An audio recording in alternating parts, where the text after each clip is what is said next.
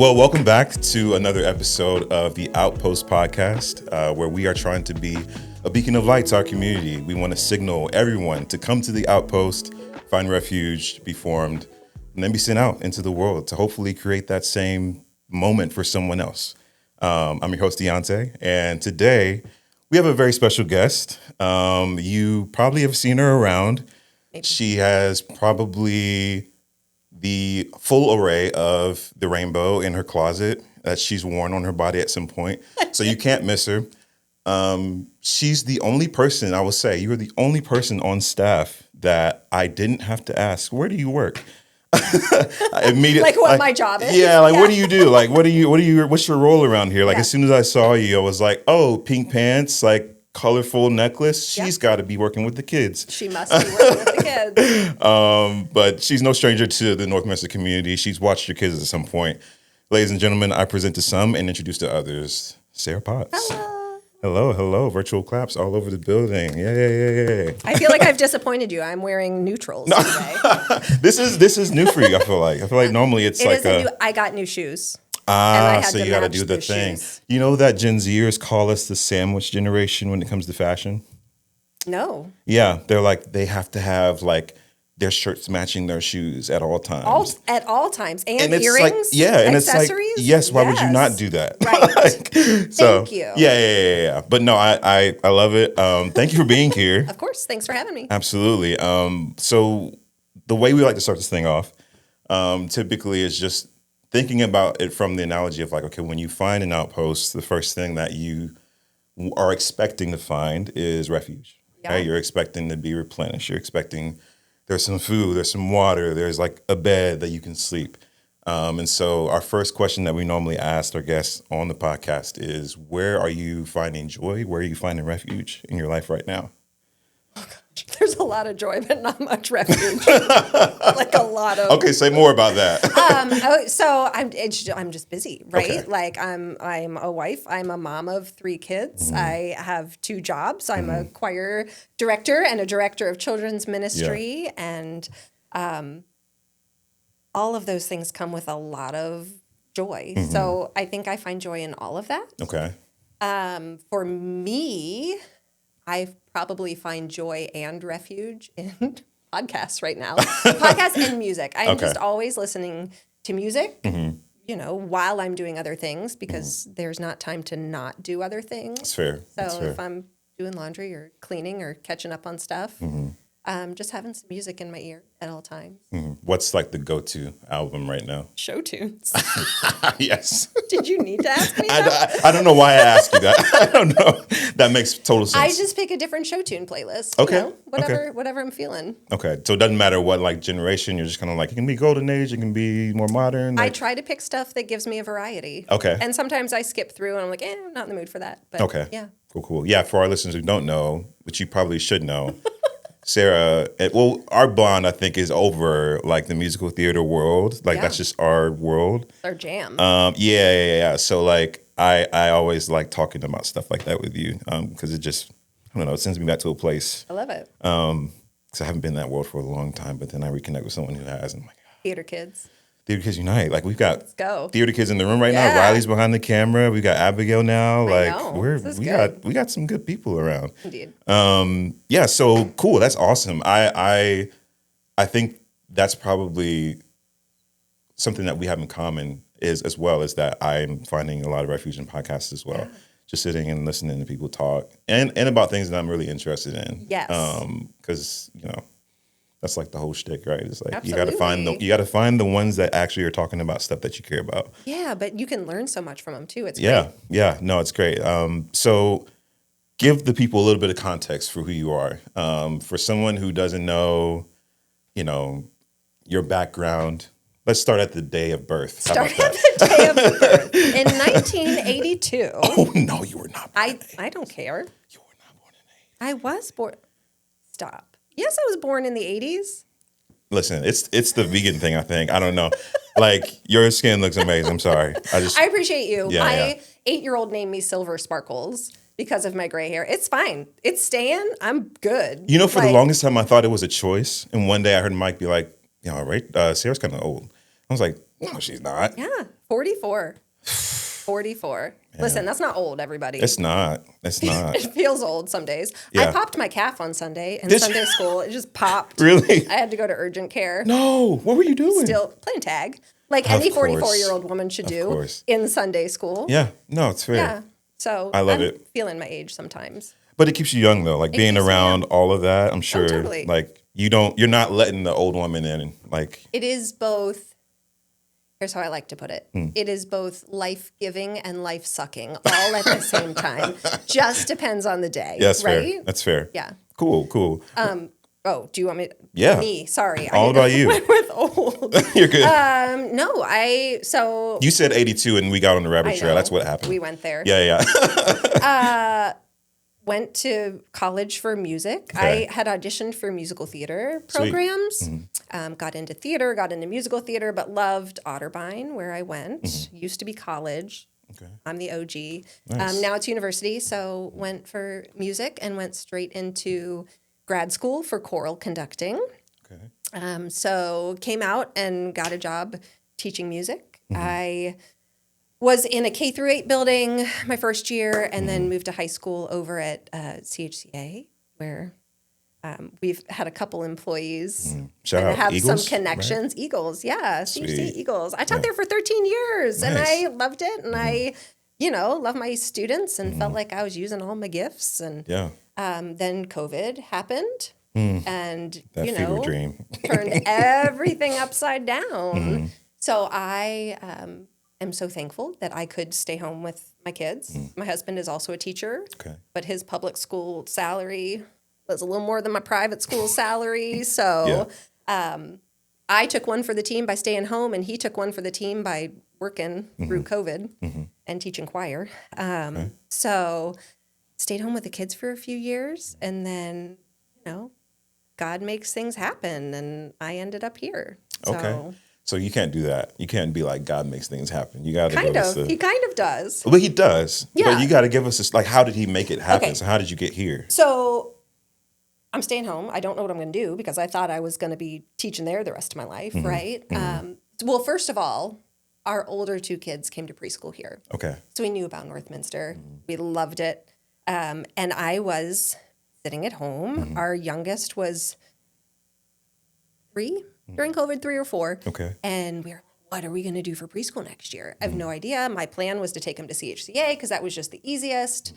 We just didn't know what to do. It was January. It was preschool registration time. I was like, I don't know what I'm doing. I don't know where we should take him. Yeah. And my husband and I were sitting around on Facebook at night after the kids went to bed, like adults do now. And we both came across Mary Hensey's retirement announcement at the same time. Mary Hensey was the former director of children's ministry. Got it. And we loved Miss Mary. My kids had her in preschool. And we both saw her announcement at the same time. We just looked at each other. And it was like that moment of like, okay, God's telling us what's next. Yeah. So I called Mary the next day. I was like, hey, congratulations. Tell me about your job.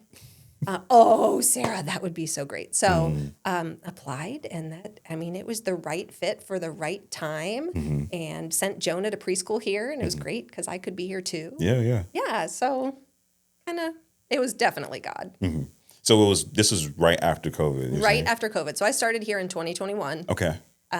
Yeah. So I had stayed home that whole school year and just didn't know, am I going to teach? Am I going to do what? And what are we going to do with the kids? So yeah. What was that time like for you? I mean, I can only imagine just the thoughts going through your head at that point, It was a huge mix of joy, thankfulness, and grief. You have this job that you love and feel so purposeful doing, and then it's not there anymore. And in my case, I was making music every day with students. And that's apparently a big part because I think that's what I was grieving the most is like, I don't get to sing with people. I mean, we sing at home, sure, but I'm not making this purposeful music with people and having these relationships with these students that are meaningful. So I was really grieving that.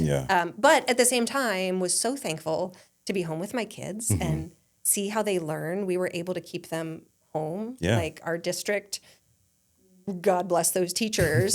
I mean, did it so that we could choose. We could go in person or we could be at home, and they provided resources and Zooms and, so I was home managing all of that, and just so much fun to be with my kids and watch them learn. And, Yeah. that's time you never get back. Yeah. No, I mean, that's a really cool place to be in.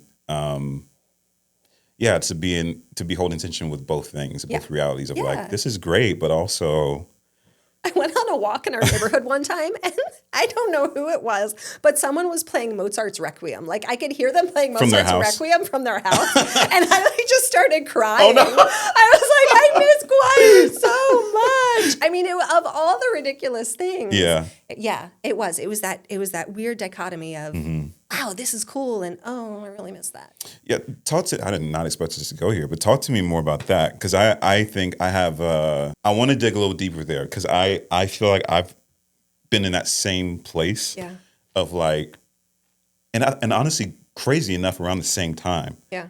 I think everybody did during COVID, right? There was some kind of loss of something. Yeah. Like I remember, I think that was around the time that I had just started my business doing videography. And that was when I think it hit for me the hardest, because my last show that I did was in 2019 or 2018, I can't remember. But that was when I decided, I was like, I don't think I can do this, and, have a family and all these different things. And I remember, because of like my perspective on the whole situation, and at the time I was younger, I was around 2020. Oh my gosh. Not born in the 80s. 24, 23, something like that. Yeah. And so my perspective on everything was like, I have no purpose. Yeah. Like I have there's nothing for me to do. Yeah. I sat in the grief of it all, and I don't think I experienced much of the joy, because I was just so in my head about man, how, what am I supposed to do now? Yeah. So what do you think it was that allowed you to experience the joy? And how specifically did you deal with the grief of and specifically, I mean, there's something, I don't know, when you're talking about people who are in the arts, there's something that's so directly tied to identity with that. Yeah. That when you lose it, it's a big it's huge. It's a huge chunk out of your life. Yeah. So how did you get through it, and how did you experience the joy of it? Well, the joy was being with my kids. I mean, there was always, even through that grief of losing the music making, I was home with my kids. How lucky am I to be able to do that? Yeah.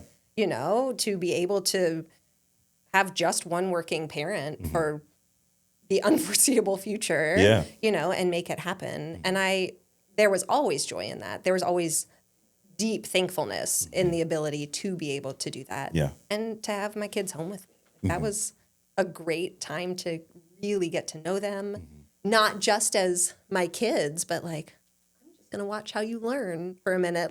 Go to your Zoom class and I'm going to look at it. And my daughter, they do brain breaks. They do those Go Noodles and stuff. And she'd always call me into her room because she knows I love to dance. And I would do Go Noodles with the whole second grade class. It was great. Yeah. So there was tons of joy. But dealing with, I think the hardest was just not knowing. Right? Yeah, the hardest was not knowing, they're not going to hold my job for me. And I don't blame them. They can't do that. They'd have to do it for everybody. But when is the next time I'm going to make music? I think was the hardest thing. Okay. No, that makes sense. Yeah, I wish that I had a lifeline to you at that point, because I'm pretty sure I probably would have handled that season of my life a lot differently. Had I just reckoned, okay, that optimism, I think, was what I was missing. Yeah. It was all I could see was what was around me. Yeah. And I'm there's nothing, what else is there? I thought I was supposed to do this one thing. And then as, God would have it. And in a lot of these situations, it's what you think is supposed to be the path isn't always the path. or maybe you're just taking a slight detour. Right. And that's where the optimism comes in, because it changes the question or the statement from there's nothing else for me to do to, oh, well, now I'm asking the question of when. Yeah. Not it's never going to happen, but when is it going to happen? Yeah. You know? So I wish I would have known you then. and there's that trust thing too. Yeah. You know, like it was a whole uncertainty thing, and in that January time, I really had no idea. What am I going to do? You know, and children's ministry was not on my bucket list. That's wild to me. It was not on my bucket list. I can't believe that, actually. But we saw that and we just thought, oh my gosh, of course. Yeah. You know, that's the next step. Yeah.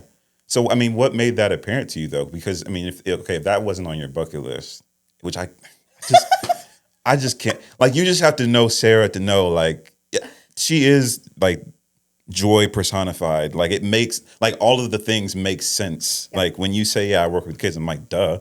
Like, of course, that's what else would you, I mean. That's it. It just made sense. Yeah. Right? Okay. I don't know how else to explain it. I thought that's the next step.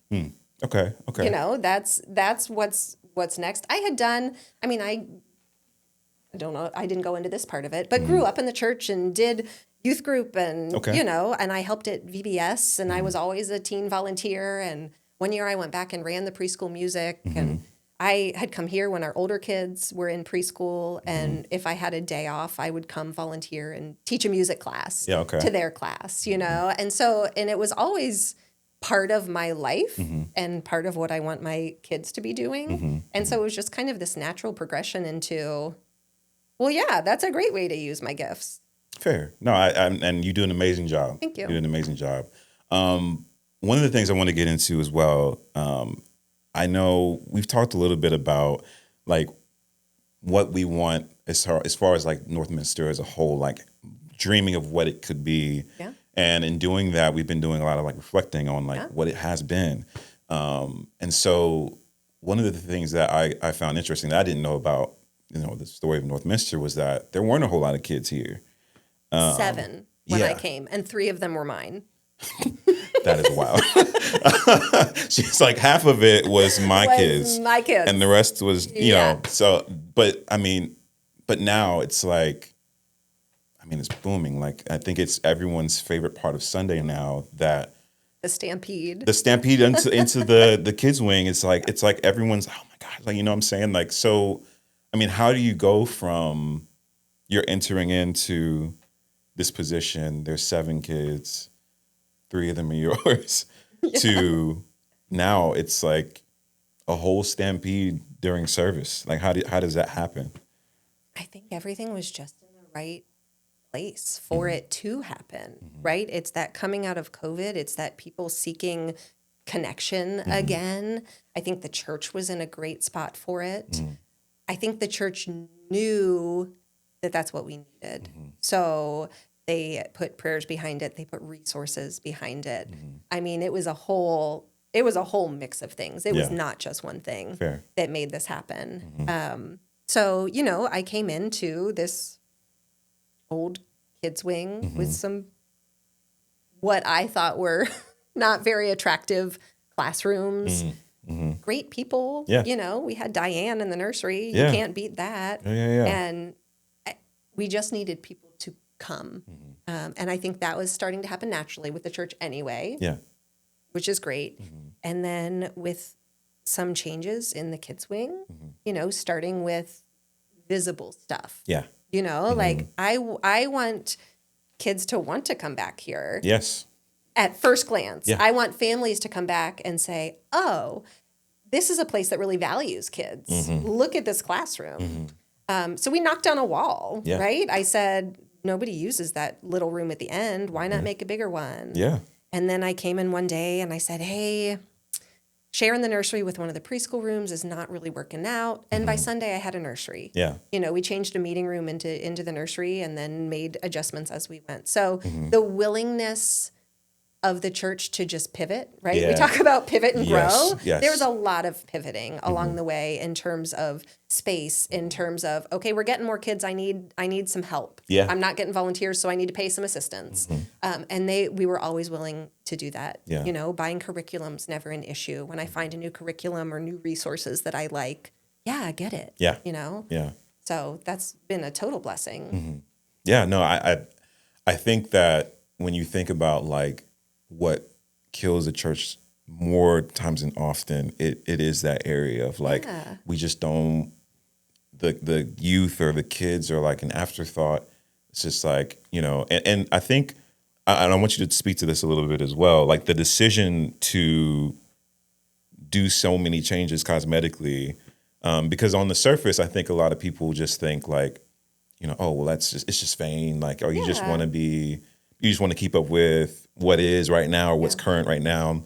And it's like, I don't know, something that you said of like, no, like I want to show that I care about this space, about the kids, about all these things. Like, I mean, was that really just your mindset when you were going through all of it? Was just like, I care and I want to put more energy behind it? I think so. And Mike was a big proponent for this as well. I mean, when they hired me, they said, listen, you're the program. We need our kids to grow. If our kids don't grow, nothing else will grow. Yeah.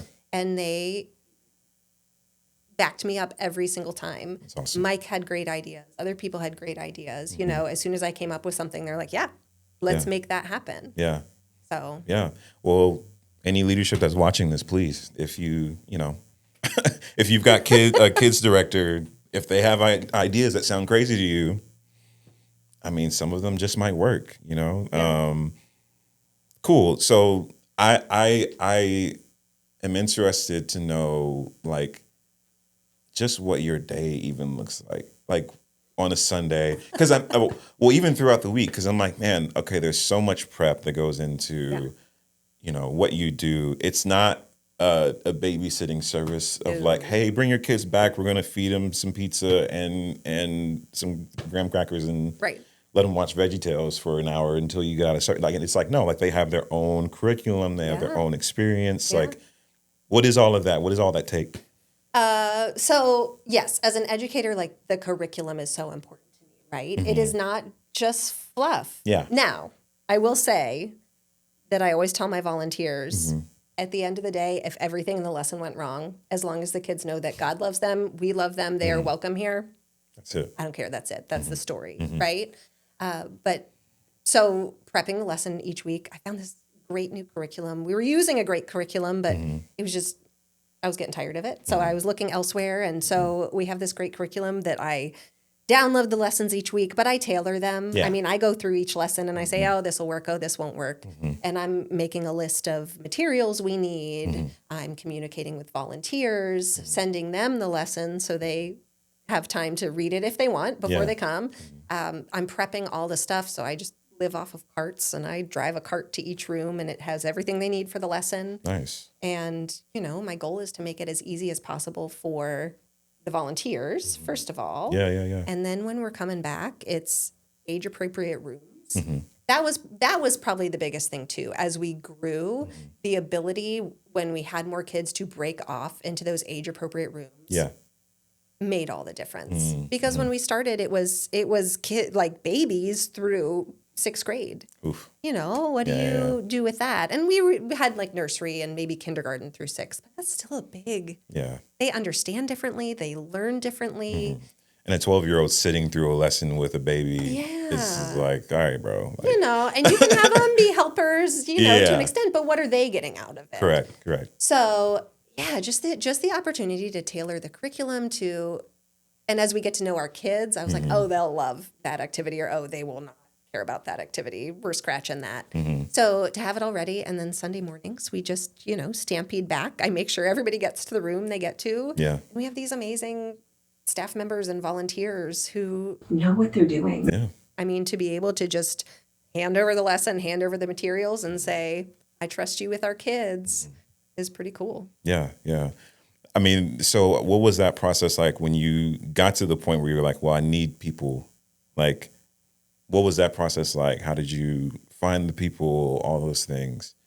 I think at first I had people who were willing, which was the best, right? You come in and you don't know anybody yet, so you just have to trust that the people who are volunteering are great. And shout out to Alice and Ravina, because they are still there faithfully every first Sunday, every third Sunday. You know, Bob and Melissa step up every single week. So I had people that carried over, and they taught me. I mean, they said, well, this is what we did, and this is what was working. Okay. And they didn't expect me to keep it because they knew I'm a different person. But, you know, I could keep what was working, and I could fix what wasn't.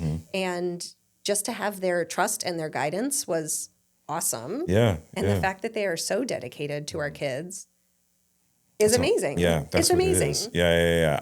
I hear you saying that it takes a team. Yeah. Yeah. It takes a village to literally raise a child, right? It does. No, that's amazing. That's amazing. So I kind of want to get into what the mission of the kids ministry is, because I know we have our overarching mission, right? Of you know, building an outpost, you know, for Christ, impacting future generations together. Talk to me about you guys' mission. Where did it come from? Why is it there? Give us all of that. So when I got hired, I pulled together a team. It was the people I knew were involved already. It was some younger parents who I said, hey, come be a part of this. And we met to talk about that. We said, what do we want to happen? What do we want the mission to be? So if you go in the big room, we call it the kids room, the big room, on the wall, it says, love God, love people, spread joy. That's it. That's what we want. We want our kids to love God and know they're loved. That's step one. Yeah. Number two, how do you share that love of God with other people, right? Let's love others. That's what we're here for. Yeah. And then I think innately the joy comes in that. So let's spread joy. And that's the mission. Yeah. Everything we do comes back to that. I made, a couple years ago, I made a rules video for VBS. Yeah. And it's just tying everything into that. If anything goes against those three rules, that doesn't work. Yeah. And I love that it's like it's very a mission, it's rules, it's everything all together. Yeah, and it's simple, like it's easily remembered. I mean, it gets straight to the point. Like, and I'm like, you could look at probably probably all churches across the nation, and that probably should be somewhere within the mission of the church. It's just like, hey, let's love God, let's love others, and let's spread joy, let's spread the gospel, let's spread, whatever. Like it. I love the way that you guys came up with that. I remember my first time team effort, and it was great. No, I remember my first time seeing it and just being like, like that. It's simple.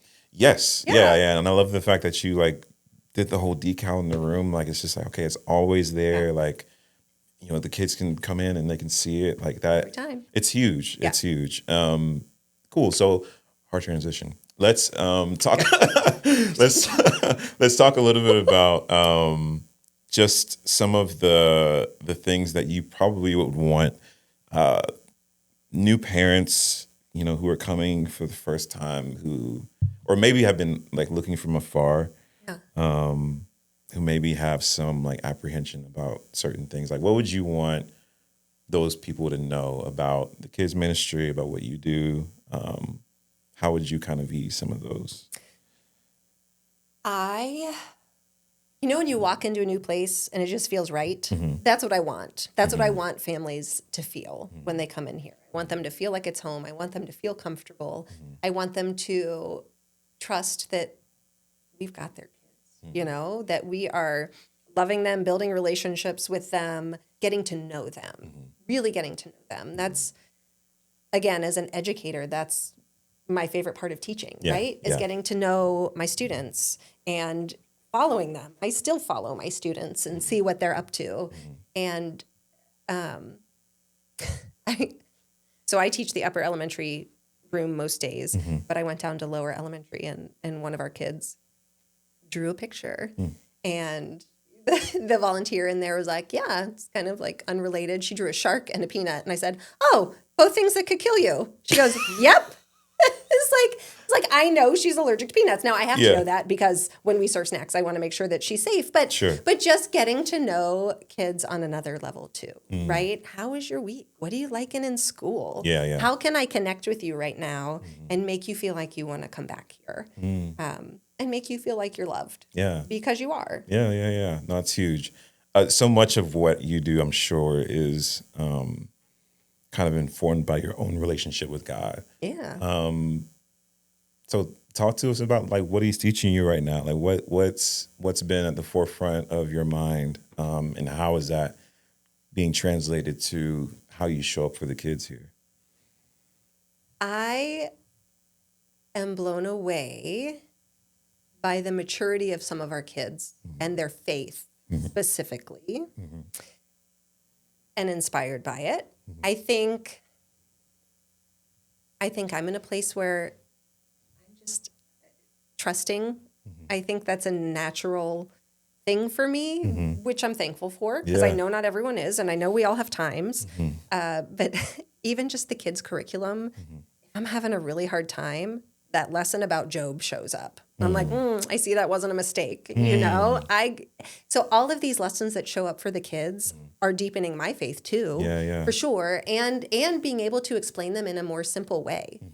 I think everyone should be in kids ministry just for that, That's right? a challenge, yeah. Come see, because we're not going to teach you some big overarching, thoughtful thing. Yeah. We're going to get to the main point. Yeah. And each of our lessons has, we call it the big idea. Yeah, Each of yeah. our lessons has the big idea. And I think keeping it simple allows you to go deeper, Yes. right? Yeah. Yeah. So as you were talking, that was one of the things I was thinking about was the fact that so many times in, what we would have called big church back when we were little, like in big church, we want to, I guess, be stimulated intellectually by like all these deep, like philosophical like concepts. And it's like, that's great. Sure. But also, I think sometimes in wanting to be stimulated in that way, like we miss the bigger picture of what the Bible's trying to say or what it's trying to teach us or basic principles that we should know as Christians. Like just, hey, here's how to love someone. Yeah. Here's how to love God. Here's how to spread joy. You know what I'm saying? Like it's I guess, I don't know. It's just like clamoring for just overstimulation of the brain. And it's like, like, let's just dumb this all the way down, which is why I love that we're in a series right now called Down to Earth, which is huge. But let's just dumb it down. Let's get to the basics of what this is actually trying to say. Yeah. I honestly, there are times where, and you'll love this because you're you. Because I will. But when I've sat down and like read like children's Bibles to my kids, like there have been so many times where I've had that same experience of like, man, I never thought of it that way. I never looked at simple. Jonah's story this way, or I never looked at whatever name the story. I'm like, I never thought about it like, or never saw that because I was just so up here with like where I was trying to understand it that I completely missed this basic thing like that my kids are now getting, and now it's feeding me as well. Yeah. So no, I think it's amazing. I think that's really cool. That I don't know. I feel like it takes some humility to get to that place. Sure. Well, and the kids teach me stuff all the time. I mean, their thoughtfulness blows my mind. We'll be doing this one lesson, and they're like, "Oh, Mrs. Potts, isn't it? It's like that other story. Do you remember that?" I'm like, first of all, I'm so glad you remember that story. Second of all, yes, they're completely related. Yeah. Preschoolers, when I do chapel time with the preschoolers once a week, and they'll come in, and I just love them because one of the kids will be like, "Well, where is God?" And before I can even answer, another kid from across the room goes, "In your heart. He's in our heart." I'm like, That's right. Yeah. God's in our heart. Yeah. And they answer these questions for me. Like, that's all you need to know. Yeah. And I feel like that's such an affirming thing as a teacher, right? Where you don't have to really, not that you don't have to do your job, but it's like you have little helpers in the room that are like, "Oh no, like this is what it is." And sometimes they ask big questions, and I'm like, I don't really know how to explain that to you right now. And a kid will come up and be like, "Well, this is why." I'm like, "Yep." Yes. Yes. Yeah. You kept it simple. Thank you. That's really cool. Yeah. I admire that about you. That like, because I think there's a pressure to know also. Like when you're in that position, it's like I gotta know everything. Like I gotta have an answer for everything. Even as parents, like that's. Well, and I think it shows the kids too. We're still learning. Yeah. Right? That's why we're at church too. Yeah. We're still learning and our faith is still forming continuously. So why not model that for them? And I don't know about you guys. I'm ready to ship my kids over. I'm playing. But no, it's such a joy to sit down and talk with you. Yeah. Let's land the plane here. So at the end, we normally do we want to build people up or spark some inspiration in them to like make them feel confident that they can be sent out into the world and be a beacon of light to other people. You've kind of already answered the question, but I want to see if I can reframe it. What do you think for you personally? What is God showing you that you feel like could encourage someone who's watching right now to go out into the world and be a beacon of light? Part of it is trust that there's a beacon of light out there for you. Don't be afraid to try something different and pray about it. I think I always end my chapel times. They're so cute. We do, at the end of every chapel time, okay, it's time for our prayer. Let's fold our hands. Let's bow our head. Let's pray. It's so simple, right? They echo me every time. Dear God, thank you for loving us. Help us show your love to others. That's the prayer. Some days it's different to kind of, match what we've talked about or whatever. But let's use that help and hey, maybe I don't know how to share your love with others. Why don't you show me? Help me be open to know how I can do that. Yeah. That I'm blown away by that. But like, cause I think that's one of the parts that we're missing right now in our culture, especially specifically in Christian culture. I don't know everything. Dude, well, I mean just the love part of like, man, like, I mean, you go online and it's like, you can't tell us apart from the world at this point. Like the way that, specifically, I mean, even with like this medium, like there are Christian podcasters whose only content is dedicated to pointing out what other Christians are doing wrong. And I'm like, bro, like. And I think that's part of it. I think that's why I want to keep it so simple, right? I want kids to know they are loved and I want them to know they can share that love with others. Yeah. Yeah. Well, I think the adults that are listening should take that lesson as well. Just love God, love others, and spread joy. I feel like if let's say you're new to the faith, or even if you're at a place where you're kind of like you're coasting through faith because you've been in it so long, I think that's probably the best way to kind of recalibrate and just get back on track. It's just keep it simple. All right, do I love God? No. Okay, how do I love him better? How do I love others, the way that he loves me? And then how do I spread this joy that I have from the good news of the gospel? Like, how do I do that? And I think if more of us were like intentional about doing that, like, I think our world, in our culture as Christians would be so much better. Yeah. It doesn't have to be in big ways either. Simple things. Always simple things. Yeah. Yeah. Just saying hi to someone. Just, I tell that to the kids all the time. I'm like, I dare you to smile at someone and see if they smile back. It works. Yeah. I mean, and we're starving for it. We don't even know it, but we are starving for it. We've been here all day long. And it's like, we need that connection back, that love. Like that's, who was it? The Beatles that wrote that song? Who was that? Yeah, all we need is love. Yeah. Da, da, da, da. Yeah. See, my brain was like, who wrote the song? It wasn't Aerosmith. It was definitely the Beatles. It was definitely the Beatles. But that's all we need. I just sang Here Comes the Sun, not All We Need Is Love. But it was still the Beatles. Here Comes the Sun is the Beatles? Is it? I don't know. I think so. Is Thank you, Riley? Yeah. We're tired. That's what's happening. Oh my gosh. Well, thank you so much for sitting down to talk Thanks with for us. having me. Yeah, guys, go into the world, love God, love others, and spread joy. That's the message for this podcast. We appreciate you guys so much for tuning in, and until next time, see you.